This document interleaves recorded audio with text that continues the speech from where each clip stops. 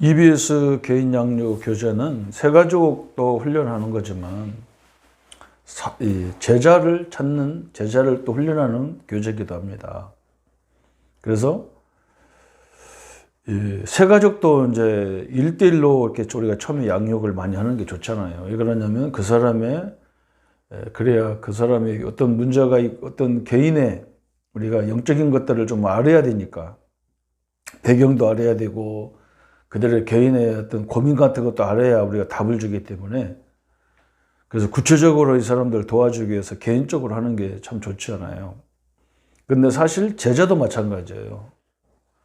제자도 개인적으로 빨리 양육을 해야 되잖아요. 그냥 일주일에 한 번 만나서 한 10분, 20분 그거 갖고 제자가 된다. 이건 참 보통 그런 것은 참 대단한 거지요, 사실은. 그런데 그렇게 훈련돼서 제자가 나왔다는 건 대단한 거예요. 우리가 그렇게 생각하면 안 되고, 이 사람을 빨리 우리가 말씀으로 확립시키기 위해서 이런 제자들은 매일 만나는 게 좋고, 새신자도 되도록이면 매일 만나는 거, 시간이 있으면 매일 만나는 게 좋아요. 그래서 빨리 확립시켜야 되잖아요. 왜 그러냐면 이 새신자가 은혜가 되고 제자가 되기 전에 사단이 가만히 있겠냔 말이에요, 영적으로. 그죠? 마귀 입장에서는 제일 싫어하는 사람이 새신자가 확립되는 거하고, 제자가 진짜 제자가 돼가지고 말씀 운동하는 걸 싫어하겠죠. 그렇잖아요. 이건 어떻게 보면 육신적으로 보면 간첩과 같은 거는 간첩. 응? 그렇잖아요. 우리가 간첩을 만들어가지고 훈련시켜서 북한에 보내는 거하고 똑같은 거예요. 응? 이 사람을 복음으로 확립시켜서 그걸 이기는 방법을 가지고 영적인 싸움하는 전투에 보내는 거와 똑같은데, 상대방 적의 입장에 볼 때는 굉장히 기분 나쁜 거잖아요. 그러니까 빨리 확립시켜서 보내야 되는 거죠. 그죠? 그래서 세가족 양육하는 거나 삼형제장 양육하는 것들이 거의 비슷하게 나오는 것이다는 말이죠. 그래서 사명에 대한 얘기를 자꾸 설명했어요. 그래서 하나님이 가장 기뻐하는 게 전도다.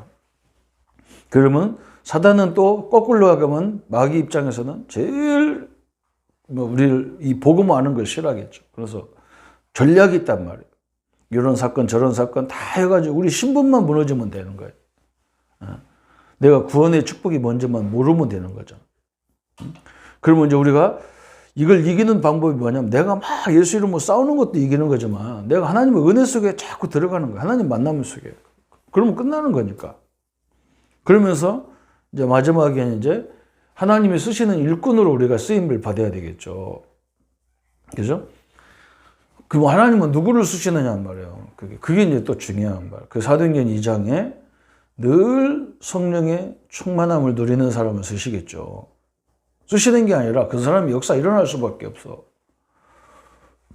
영적인 존재들이 늘 공격해내는데 우리가 그걸 이기는 성령의 능력을 늘 누리는 것이 중요하겠죠. 그리고 두 번째, 어제 했던 데살로니가전서 2장 1장에 원색 신앙인, 그죠? 우리 사역자들이 제일 조심할 게 바로 이거예요. 자꾸 모이고 난 이후에, 그죠? 모이기 전에 이제 자꾸 이제 복음 외의 것을 자꾸 얘기한단 말이에요. 물론 우리가 자기 고민을 가지고 답을 주고 그런 것도, 그 포럼이 굉장히 중요하지만, 딱 복음, 그죠? 만약에 내가 사업하는 사람이 시간이 돼서 새 가족을 양육할 때는 딱 말씀만 양육해야 된단 말이에요. 자기 사업에 대한 얘기하고 너도 이런 거 해라 저런 거 해라 그러면요, 거의 사람들이 대충 생각할 때 저 사람이 이 복음 운동보다는 이 사업 때문에 저걸 하는 거 아니냐 이렇게 생각합니다. 또 하나님도 그걸 굉장히 싫어하겠죠. 그렇잖아요. 영적인 지금 싸움 현장에서 이상하게 먹고 사는 문제 갖고 얘기하고 하나님이 다 알아서 줄 것인데 그러면 되겠냔 말이죠. 그렇잖아요. 제일 조심해야 돼. 그냥 깨끗하게 복음만 말해도 그 사람들이 내가 무슨 일 하는지 다 알고 도와주게 돼 있단 말이야. 도와줄 거 있으면 도와주게 돼 있단 말이야. 내가 일부러 말 안 해도 다 알잖아요. 그게 신앙 색깔이 굉장히 중요하다. 그러면 세 번째는 이제 훈련 10이잖아요. 하나님 쓰시는 일꾼 세 번째는 성경을 아는 사람. 디모데후서 3장 14절 17절 그랬죠. 본문입니다. 그래서 첫 번째는 뭐냐? 성경 말씀에 성격을 얘기했어요. 성경은 하나님의 말씀입니다. 디모데후서 3장 16절에. 성경은 하나님의 영감으로 선지자 혹 사도를 통해서 인간에게 주신 말씀이므로 우리에게 생명의 길잡이가 된다 그랬어요. 성경은 하나님의 감동으로, 성령의 감동으로 된 것이다 그랬잖아요. 또 성경은 예언서다. 계시록 1장 3절에 앞으로 일어날 사건들을 정확히 예언하기 위하여 예언하였기에 이 말씀을 모르면 화를 입는다 그랬어요. 그래서 하나님 나한테 왜 그럽니까? 그렇게 그 성도들이 그런 질문 많이 해요. 하나님 나한테 왜 이렇게 합니까? 성경이 다 예언되는 거예요. 심지어 지금 이 코로나 재앙 이거 다 예언된 거예요. 코로나라는 말은 안 했지만 앞으로 많은 재앙 시대가 오게 돼 있어요. 희한하죠. 세상이 발전하면 발전할수록 재앙이 더 많아요. 이상하죠. 디모데후서 3장에, 마태복음 24장, 25장에, 계시록에 다 예언된 거예요. 그래서 우리는 재앙을 두려워할 필요가 없어요. 재앙을 활용해야 돼. 이걸 활용해서 이것 때문에 사람들이 막 불안해하는 사람들을 살려내야 되죠. 세 번째, 성경은 영원한 약속이다. 이사야 40장 8절에 이 약속은 하나도 거짓이 없을 뿐 아니라 영원히 존재할 것을 예언하였다. 그 이유는 하나님이 영원하심을 증거하기 위함이다. 성경이 우리에게 주어진 방법 그랬잖아요. 성경이 우리에게 주어진 것은 하나님이 예언대로 다 예언을 주신 거죠. 베드로후서 1장 21절. 갑작스럽게 성경이 이렇게 딱 튀어나오는 잘 이해가 안 되는 성경이 나왔을 거예요. 베드로후서 1장 21절에 보면 뭐라 했냐면 예언은 언제든지 사람의 뜻으로 낸 것이 아니요 오직 성령의 감동하심을 받은 사람이 하나님께 받아 말한 것이다. 인간 스스로가 쓴 것이 아니고 그 쓰는 것까지도 하나님의 말씀을 받는 것까지도 하나님이 다 관여하셨다고. 절대 주권이니까. 그리고 그걸 보는 거죠. 또 성경의 우월성 그랬어요. 두 번째, 네 번째는 뭐냐면 성경은 반드시 이 땅에 다 이루어진다 그래서 마태복음 5장 17절 18절에 심지어 1.1핵도 성취되지 않는 말씀이 없다는 거예요. 다섯 번째, 성경은 아무도 가감할 수 없다는 거예요. 그래서 하나님이 뭐라 했냐면 성경을 변경하면 저주를 받게 된다는 거예요. 성경을 믿지 않거나 더하거나 빼버리면 저주를 받게 된다. 믿지 않거나, 그죠? 또 더하거나 또 빼버리면 저주라는 거예요. 예, 복음의 가장 중요한 것들을 우리가 그래서 알고 있어야 되는 거잖아요. 또 성경은 여섯 번째 보니까 인생에서 밝은 길을 인도하며 든든히 세우는 말씀이다. 그래서 인생의 밝은 길. 이 말은 그 뭐예요? 우리가 내가 잘 가는지 못 가는지, 내가 믿음 생활 잘하고 있는지 못 하는지 이걸요. 어떤 사람을 통해서 모델을 통해 찾는 게 아니란 말이죠. 말씀을 통해서 찾아야 되지. 그래서 사람을 보고 따라가면 큰일 나는 거죠. 성경은 또 하나님의 뜻을 발견하고 악한 것과 마귀를 이기는 무기다 그랬어요. 그렇죠? 너무나 중요하죠.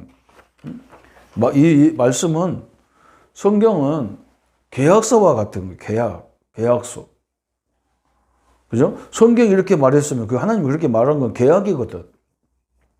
만약에 우리가 이 건물이 누가 자기 거라고 하면 내가 여기서 살았으니까 내 거지 왜 네 거냐 그렇게 하면 안 돼요.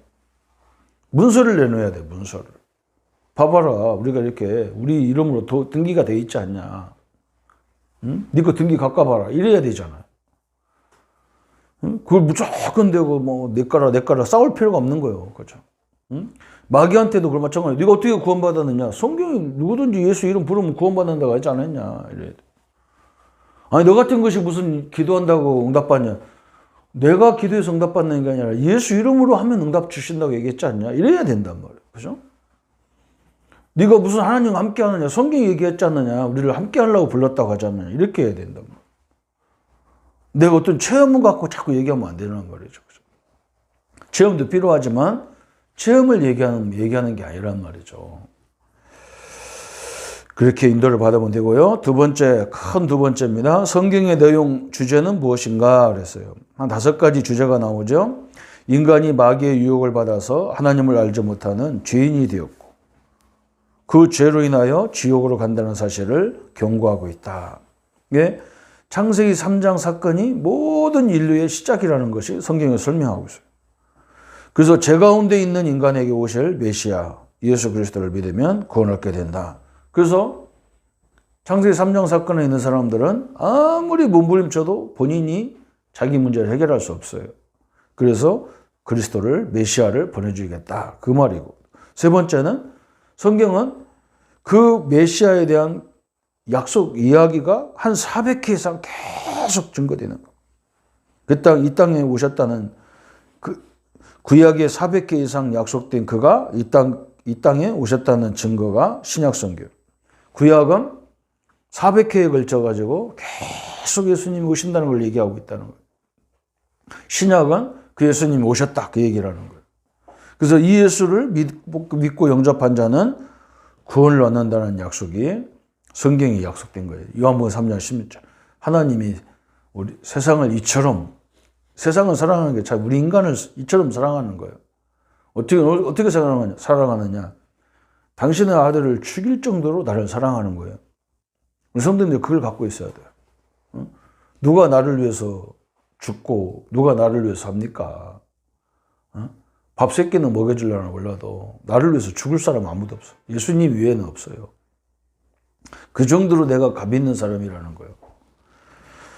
요한복음 1장 12절 영접할 때 하나님 자녀가 되고, 요한복음 8장 44절에는 마귀의 자녀에서 이제 하나님 자녀로 우리가 바뀐 거죠. 이 예수를 영접하는 자는 그 속에 성령이 계셔서 그를 인도하신다는 약속이다. 이게 또 중요하죠. 그죠? 그래서 이 예수님을 영접하면, 영접이란 말은 뭐냐? 하나님의 성령이 내 안에 모시는 거예요. 말하는 거예요. 그게 엄청난 얘기죠. 하나님이 내 안에 계신다는 거예요. 그것도 어느 때까지? 세상 끝날까지. 그래서 와서 무슨 일을 하느냐? 죄와 사망의 법에서 우리를 계속 해방을 얘기하고 계셔.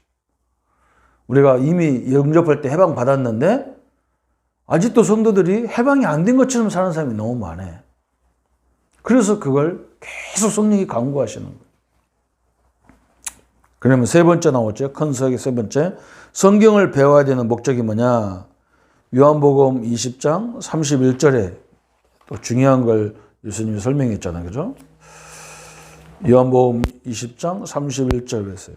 오직 이것을 기록함으로는 너희로 예수께서 하나님의 아들 그리스도이심을 믿게 하려 하며 또 너희로 믿고 그 이름을 힘입어 생명을 얻게 하려 합니다. 그랬어요. 예수가 그리스도라는 사실을 알게 하고 그걸 믿고 생명을 얻게 하는 방법이다. 로마서 15장 4절에 말세의 교훈이다 그랬어요. 그래서 우리가 살면서 하나님의 말씀의 교훈을 계속 받게 돼 있죠. 고린도서 10장 11절에 본이다 그랬어요. 본. 뭐 거울이다 뭐 이렇게도 얘기하고 본이다 이렇게 얘기합니다. 우리가 거울을 안 쳐다보면 내가 머리가 흐트러졌는지 내가 어디 밥풀이 묻었는지 얼굴에 뭘 그리고 다니는지 모른단 말이에요. 그죠? 그래서 거울을 쳐다보면 내가 지금 이거 잘못됐네? 지우고 하고 그러잖아요. 그죠? 성경이 그런 거란 말이에요. 내가 신앙생활 잘하는지 못하는지 그건 말씀 안에서만 비춰볼 수가 있어야 되는 거지 사람이 아니란 말이죠. 그죠? 그래서 말씀을 배워야 될 목적이 바로 거기 있는 거예요. 그래서 성도님들이 우리가 성령 충만한 이야기를 많이 하잖아요. 어떤 체험적인 것도 굉장히 중요하지만 믿음이거든요. 믿음. 그죠? 내가 하나님에 대한 믿음이 계속 생긴단 말이에요. 남들은 안 믿어진다니 나는 이상하게 믿어지는 막 그런 믿음이 오는 거예요. 근데 그 믿음이 어떻게 오느냐는 말이에요. 믿음은 딱 한 가지밖에 없어. 하나님 말씀을 예수 그리스도에 대한 얘기를 듣는 것밖에 없다잖아요. 믿음은 들으면서 난단 말이에요. 들으면서. 그게 굉장히 중요한 거죠. 그래서 여러분이 말씀을 듣는데 많은 시간을 투자해야 되는 거예요. 그것도 복음적인 말씀을 드려야 된단 말이에요. 자꾸 율법적인 얘기를 들어버리면 남을 판단하고 정죄하고 저주하고 이런 걸 들어버리면 또 그런 믿음이 생기는 거예요. 그렇잖아요. 그죠? 또 이런 것도 있잖아요. 옆에 사기 당한 사람들은요, 사기꾼 얘기를 그렇게 믿어 또. 참 답답한 얘기죠, 그죠? 모든 게 다 믿음에서 난다니까, 믿음에서. 내가 누구를 만나냐가 그래서 굉장히 중요한 거예요. 우리 자녀들에게 늘 기도해야 돼. 만남에 대한 기도를 한다. 저는 우리 아이들을 기도할 때에 우리 집사람하고 나하고는 뭐였냐면 태중에서부터 계속 기다려서 기도한 것이 뭐냐면 앞으로 만남을 달라고. 얘들 가는 곳마다 좋은 친구들, 좋은 선생님들, 그죠? 좋은 영적 지도자들, 좋은 배우자. 이건 어릴 적부터 기도해야 돼요. 왜냐면 이상한 인간 만나면 그 믿음이 그렇게 간다니까, 그쪽으로. 하나님 말씀만 그런 게 아니라니까요. 그게 얼마나 중요합니까? 우리가 제대로 된 사역자를 만난다는 건 이건요. 그래서 복 중에 복인 거예요. 네 번째, 성경을 깨닫는 방법. 시편 119편 10절에 그랬잖아요. 사이시 주의 계명에서 떠나지 말게 해달라. 그게 하나님을 떠나지 말게 해달라는 말은 하나님 말씀 안에 떠나지 말게 해달라는 거거든. 우리가 가장 축복이 뭐냐? 세상 것도 잘 알고 있어야 되지만 하나님 말씀이 내 영혼 속에, 내 생각 속에 늘 이렇게 간직하고 있다는 게 굉장히 중요한 거죠. 그게 가장 축복이 된 방법이에요. 그래서 성경을 아는 사람을 하나님이 쓰신다. 그것도 복음적으로 성경을 볼 수 있는 사람을 쓰시는 거죠. 율법적으로 해가지고 성도들을 막 닭 다루듯이 막 그렇게 혼내가면서 하는 교회는 처음에는 잘 돼요. 잘 되는데 나중에 한번 무너지기 시작하면 걷잡을 수 없이 무너지는 거예요. 그렇잖아요. 요즘에 그런 경우가 나오잖아요. 우리나라에 막 지금 막 이렇게 운동선수들이 막 때려가면서, 후배들 때려가면서 한 것이 다 문제가 오잖아요. 인간은요, 때려가면서 요구도금만 사는 존재가 아닌 인격적인 존재인데, 그런 것들이 굉장히 중요하다. 우리가 보고, 우리는 진짜 복음으로 복음으로 들으면 살거든, 그 사람들이. 그죠? 듣게 만들어줘야 되는데, 막 공격해서 못 듣게 만들었는데 어떻게 못 들어요? 하나님의 축복을 누리고 하나님의 영광을 나타내는 삶이 되기를 바랍니다. 예수님 감사합니다. 이제 우리가 사단의 전략을 뛰어넘어서 하나님이 쓰시는 일꾼으로 늘 삶의 기초가 성령 충만함을 누리는 삶으로, 왜 성령이 나와 늘 충만하게 역사해야 되는지를 아는 성도가 되기를 원합니다. 그리고 또 원색신앙으로 깨끗한 신앙을 갖기를 소용하고 사역하기를 원합니다. 내가 답답한 일이 있더라도 하나님 앞에서 인도받게 하시고, 우리 성도들에게는 오직 사랑과 믿음과 확신으로 성령의 능력으로 인도받을 수 있는 그런 사역자가 되고, 또 성경을 바로 알고 우리의 믿음의 모든 근거와 발판이 되는 말씀 속에서 인도받는 저희들 생애가 되게 하여 주옵소서. 예수 그리스도 이름으로 기도합니다. 아멘.